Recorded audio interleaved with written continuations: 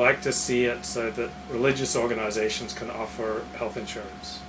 So that like you can join a group. I'd like to see everyone joining groups and then those groups providing for them. So, right. You know, so like writers can join the Writers Guild, or right. you know, there's religious organizations are not allowed to offer. Yeah, religious organizations are allowed to offer health insurance. I think people should be able to buy health insurance through their shul or church or mosque, and then the shul, church, and mosque would have incentives saying if you want to join, you need to pledge to not smoke or not whatever. Like it would have people have an incentive to watch people's behavior, and that's amazing to me that the government doesn't allow religious organizations to provide health care plans. I can imagine why I think they would do that, but I can't imagine how they explain it. Like, have you ever? I'm not sure what the explanation is, but see, I believe in a world of where people have really strong incentives to join communities. See, you don't like communities.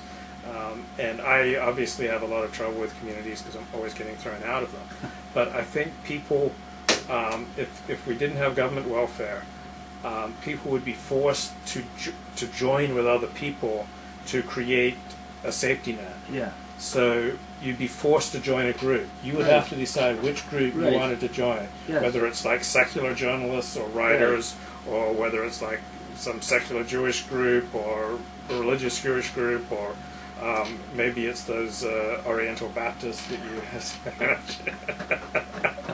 But you're not going to have a hard time living that one down. But you'd have to join something for your own, because you never know. You could walk out of here and have a traffic accident and lose your legs. And if you couldn't rely on your family, like who would you rely on? So I have this dream of people forcing themselves, you know, being forced by the reality of life to join a group and then make a commitment to that group and you know, volunteer for that group, pay dues for that group, and then if you're part of a group, people have an incentive to, you know, watch over your behavior, and you have an incentive to promote something bigger than yourself, but not so big that it's like out of reach, but a group where you can actually make a difference. So like I have this vision of everyone like joining the equivalent of a shul. Have you heard of a guy named Amitai Etzioni? He's a communitarian, I think is what he calls himself. But yeah, it's.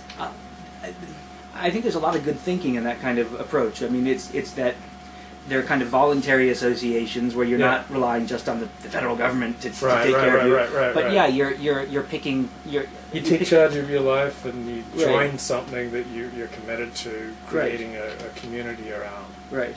And like I'm a member of the Los Angeles Press Club, and there is a writers guild that's not for screenwriters but for writers. Just, you know, anyone who's published can join, and you can get. I got libel insurance through it, so I paid like $300 to join and $200 for the libel insurance. Then I got sued 3 times. In that first year, and they picked it up. I still had a $5,000 deductible on each one, and then they discontinued. Then they wouldn't offer libel insurance anymore to anyone who read on the adult industry. Oh, really? After that? That's hysterical. That reminds me of when I was 18. Some friends and I had bought this old camper, Ford F-250 camper special, 1969, and we were driving it around the country. And I remember we went to the automobile club, and we paid like. You know what? It was me actually. I paid like $30 for the membership, and then we all started jumping up and down and celebrating after we got it because we knew we were going to break down 1,000 times. We were going to have all kinds of problems. But yeah, well that's the problem. See, with those communities, then you get what they call like a free rider or something. But then they have an incentive to watch out for you. You know, put in provisions. So to keep people like me out. No, I'm open to. When I say I don't like communities, that's not an ideological thing so much as from experience. No, the right community, it's just, you know, then you join. But it's what are the terms of engagement here, and what changes are you asking of me in exchange for whatever? And that's fair. That's, you know, there's nothing wrong with that. And people don't get this all the time. When I say that I hate, like, love something, that doesn't mean that's the only emotion that I feel towards it. So when I say that Joey doesn't like community, that's not the sum total of his emotional and intellectual reaction to community. He also likes community. He loves community. He hates community. Yes, like that's very you can't have strong feelings in just one direction. Like if there's someone that you love, there are also things about that person that you hate. I think that's a very insightful, and I guess the reason I think it's insightful is because I think it too. I mean, I think that's really the case. I mean, there's an interesting concept in Indian religions, and maybe it's in Judaism somewhere too. It was first in Judaism, and they took it they took it. The idolaters took it before they started creating their Shiva Lingam penis gods.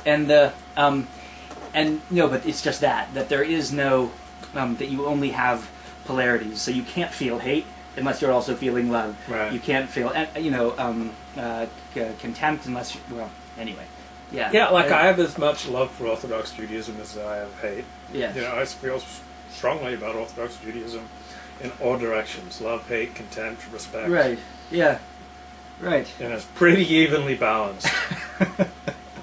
I mean, look, it's the same for me. I felt in here a few times, felt bad. Well, I should be able, if I'm really bringing it, that will mean, and then I won't just be talking smack about. Right. I'll also be pointing out the positive things, because clearly, if I'm in here saying saying this, right. then I have the other feelings as well.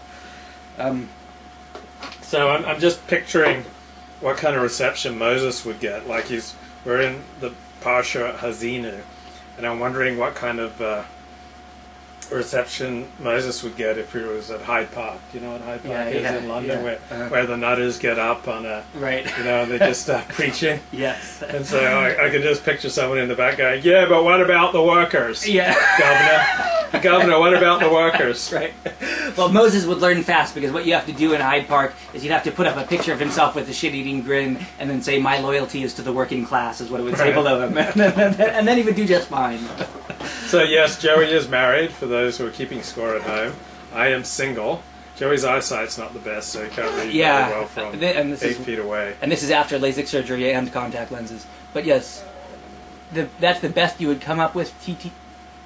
Oh, well, Torah Titan Timmy. Torah Titan Timmy's getting criticism. Well, Old Man Rivers, you give us something too. Yeah. Since Moses was told all of the Torah Mount Sinai, he knew exactly what was coming. Have you ever been to Hyde Park? Like, I don't know if you saw that coming. Have you been to Hyde Park? Yeah, well, sure, yeah. But yeah, it's easy to spin. That's why populists and kind of even right-wing demagogues have an easy time infiltrating the left.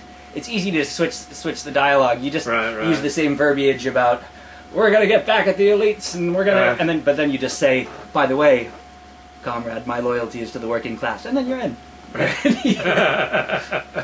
It's all rhetoric. So, I mean, what's your belief on the composition of what we're reading? Do you believe this was given by God at Mount Sinai 3,200 years ago? Or do you believe it was stitched together over many centuries by human beings? I believe that it was stitched together, sometime, I don't know, 5th century BC, 4th century BC, 3rd century BC, by people who needed it to serve a specific purpose. Someone I respect,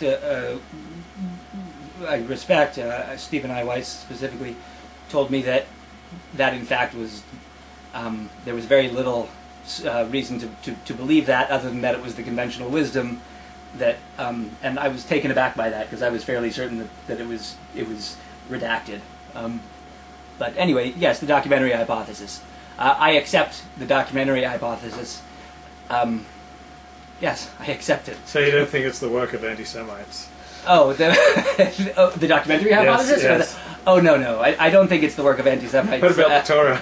The Torah, perhaps. I don't know. I'm open to anything. Because I'm just reading here in the Torah, Moses is saying, is it to Hashem that you do this, O vile and unwise people? Oh, yes. Oh, well, here's it. Okay, sorry. When I get too excited, I know that's time to pull back. But when I was speaking of London, when I was at it wasn't the British Museum, I forget where it was, but I saw like a frieze from, it was Assyrian, and it was from the time of, I think, Tiglath-Pileser, who was the Assyrian leader who actually conquered the Israelites in 722 BC. And I could not believe it. The translation of the commentary below it, he was talking about the destruction of Israel, is he called them a stiff-necked people. That was the translation. Right. 720, and this is just after that, so maybe 721 BC. Right. And he's using